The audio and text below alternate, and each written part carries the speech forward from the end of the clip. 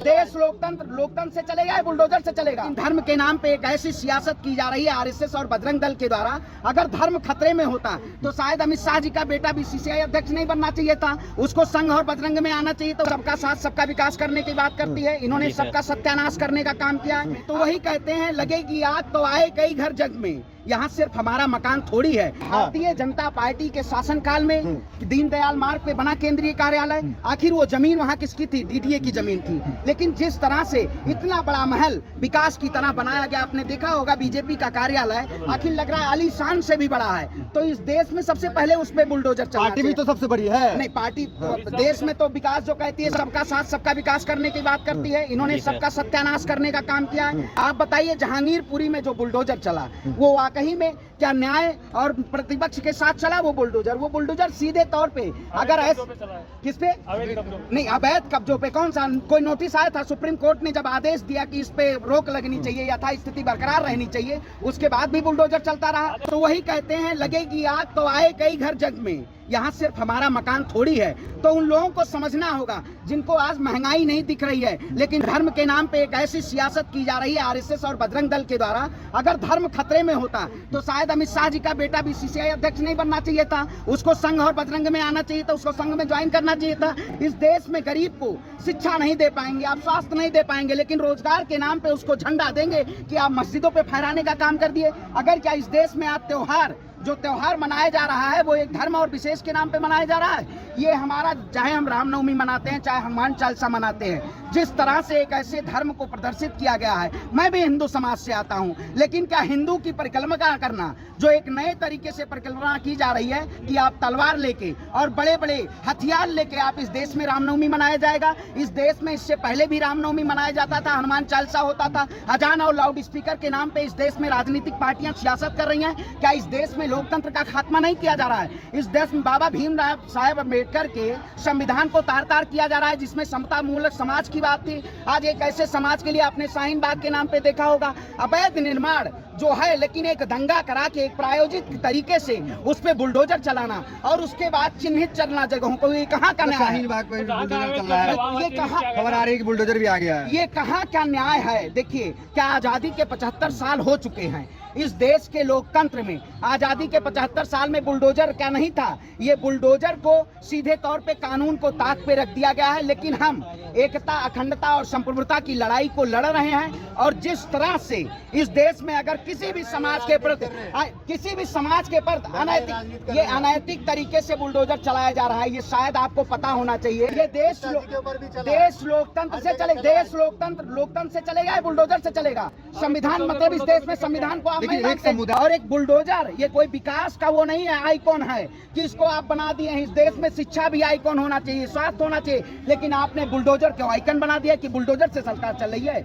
आपके मैनिफेस्टो में क्या था? आपके मैनिफेस्टो में था make in India, digital India, आत्मनिर्भर भारत। आपके कभी मैनिफेस्टो में बुलडोजर का वो था? आपने बुलडोजर के नाम पे इस देश के गरीब और मजलूम और निर्दोष के घरों पे बुलडोजर चलाने का काम किया कि इस देश का लोकतंत्र कहता है, इस देश के लोकतंत्र में भारत एक धर्मनिरपेक्ष राष्ट्र है और आपने इसको तार तार करने का काम किया। जहां झुकी वहीं मकान। तो आप क्यों इस देश की जनता को गुमराह करने का काम कर रहे हैं? धार्मिक मुद्दों में देश की जनता को गुमराह करने का काम कर रहे हैं। आप जैसे ही पत्रकार इस देश की जनता को तोड़ने का काम कर रहे हैं। अगर सच्चाई दिखाने का काम करिए तो देश की आवाम से महंगाई पे बुलडोजर चलवाइए। इस देश में बेरोजगारी चरम पे, उस पे बुलडोजर चलने के लिए तैयार है कि देश की जनता को रोजगार मिले, पढ़े लिखे युवाओं को रोजगार मिले। योग्यता के अनुसार इस देश में नौकरियां नहीं है, लेकिन भारतीय जनता पार्टी बस धर्म, हिंदू मुसलमान की दुआई देके कहीं भी कब्जा कर ले सरकारी नहीं। आप बताइए तो क्यों कहे था? आपसे क्या सवाल? सबका साथ सबका विकास सबका प्रयास क्यों कहा था आपने स्लोगन क्यों दिया था भाई? जनता को झूठलाने के लिए आपने झूठ और फरेबी की। अच्छा, मैनिफेस्टो लीगल तो इस देश की जनता को गुमराह करेंगे आप?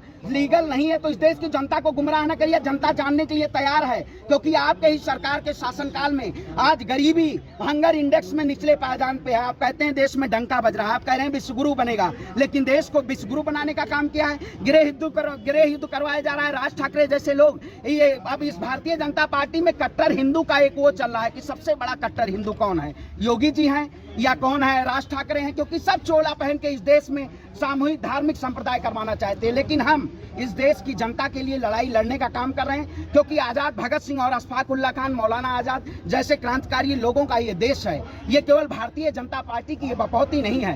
करें लाउड स्पीकर नहीं उतरेगा, हनुमान चालीसा भी होगी इस देश में, अजान भी होगा। और जिस तरह से इस सरकार ने इस सरकार को जनता को गुमराह करने का काम किया है, ये वाकई में बहुत बड़ी देश के खतरे की घंटी बज चुकी है। आने वाले अगर लोग सतर्क नहीं होंगे तो ये वाकई में देश के लिए बहुत खतरा है। और जिस तरह से एक धार्मिक उन्माद फैलाया जा रहा है, धर्म के नाम पे एक षड्यंत्र किया जा रहा है, राज ठाकरे, साध्वी प्रज्ञा, ऐसे जैसे लोग, जो बजरंग मुनि जैसे लोग, ये एक चोला पहन के इस देश में धार्मिक उन्माद फैलाने का काम कर रहे हैं। अगर धार्मिक उन्माद फैलाया जाएगा तो हम इनके खिलाफ आवाज उठाने का काम करेंगे और एक ऐसी तानाशाही अहंकारी सरकार का खात्मा होगा इस देश से, तभी हमारा लोकतंत्र बचेगा। ये राम के नाम पे दंगा फैलाने का काम करते हैं, राम के नाम पे जनता को बेरोजगार करने का काम करते हैं, राम के नाम पे इस देश की आवाम को ठगने का काम करते हैं, राम के नाम पे इन्होंने चंदा चोरी करने का काम किया। ऐसी पार्टी जो इस देश में आवाम को अगर खतरे में डालेगी तो हम उसके लिए हमेशा लड़ाई के लिए हमेशा खड़े होने का काम करेंगे। ना मुझे अजान से दिक्कत है, ना मुझे हनुमान चालीसा से दिक्कत है, लेकिन ये आरएसएस, नारंगी, कंघी, बजरंगी, संघी, ये जो लोग हैं जो इस देश में ये उन्माद फैला रहे हैं, जो कह रहे हैं एक विशेष समुदाय से आप सामान मत खरीदिए, हम सभी से सामान खरीदेंगे, हम सभी का। राम राज्य की अस्थाना में वहाँ अजान भी होता है और हनुमानगढ़ी के बगल में ही मस्जिद है। आप अयोध्या जाके देखिएगा, अयोध्या की वो पावन सुंदरता और कोमल सरयू के तट पे बसा हुआ अयोध्या, राम की पैड़ी, जहां वो हिंदू और मुसलमान सभी लोग पहुंच के उसे एक प्यार और मोहब्बत को एक दिखाने का काम करते हैं। क्योंकि उसी शासनकाल में राम राज्य में ये नहीं कहा गया था कि हमारे लिए हिंदू और मुसलमान इस राम राज्य में स्थापित नहीं है, लेकिन उन्होंने राम राज्य के नाम पे गुंडा राज एक प्रदर्शित करने का काम किया है। आपने जिस तरह से उत्तर प्रदेश हो या देश में आज 3400 से ज्यादा दंगे हो चुके हैं, पूरे देश में 10 राज्यों से ज्यादा दंगे प्रभावित राज्य हो गए हैं। आखिर ये किसकी जिम्मेदारी? हमारे देश के प्रधानमंत्री और देश के गृह मंत्री जो कहते हैं अमन चैन की शांति के लिए, हम इस देश की शांति के लिए बैठे हुए हैं, आखिर उनका जवाब दंगे पे क्यों नहीं आता है? जवाब अभी तक मैं उनका सुना नहीं हूं। देश के प्रधानमंत्री जी से कहता हूं, देश के गृह मंत्री जी से कहता हूं, 2014 से सत्ता में आने से पहले आपने बहुत सारे वादे किए थे, लेकिन उस वादों को नदारत होते आपने एक धर्म का मुद्दा अपनाया है। और अगर धर्म किसी भी देश में एक ऐसे लड़ने का काम करेगा, वो चाहे कोई भी देश हो, जर्मन आपने देखा होगा, फ्रांस आपने देखा होगा, श्रीलंका आपने देखा होगा, वही हाल भारत का होने वाला है। क्योंकि अगर कट्टरता की बात करेंगे तो देश खतरे में जा रहा है। भारतीय जनता पार्टी इस देश को खतरे में डालने का काम कर रही है।